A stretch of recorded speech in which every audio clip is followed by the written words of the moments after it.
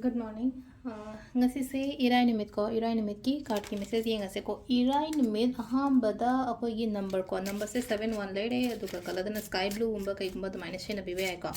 aduga amana akoi na chak thong bada hapa ya base gi kitang maming ge na do maina happy be ko adu sida gi ai card hum khatang thok jara lo thok jara gi ko aduga amma mam khanbi ra se card number 1 consider card number 2 consider natraga card number 3 consider ko ama khala se ko adugi matung da timing afaba so ai pe yenga se ko ngasi gi oina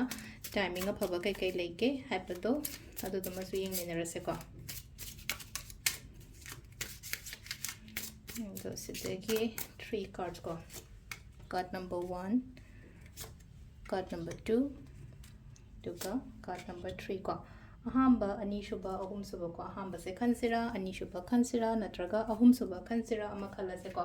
number 1 khanba ngai yenga se ko silai se ko number 1 khanba ngai se sida la I se koi gi ahamba la iba card ko ahamba la iba card gi matung ina haragadi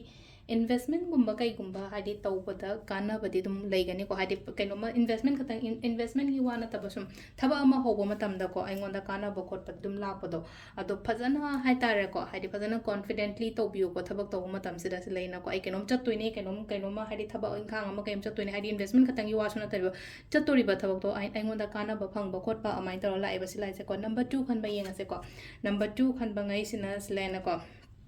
sidasu leina ko haidi aina ngamdaba yade haina dumaina gumba tawba thaba ama taw matam da ko haitare ko haidi mi gi makha ta dana ba mi na ngamhan gano aina ngamda yade haibage dumaina toro ko haidi sileina ko king of swords lai ko haidi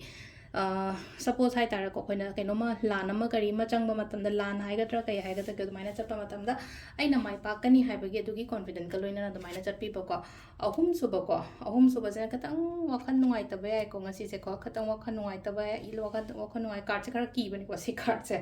ko skeleton ga mi ga oi ba se do sidle ko number 3 ki card sina ko gi katang hari emotionally down chappa ko paisa se da ki ba phau bo khot pa mai tar ga lai ko se sina ko gi number 3 khan ba ngai oina ore ko timing so mina se ko timings ne ki pung mari ga min yang khai taru te na mapan ga min ni fuma to phang le ko adai mu trama thoi ga min 30 de na baru ga min yang khai phang le re adai ndang ge na pung mari de gi na manga ga min 30 phang le ko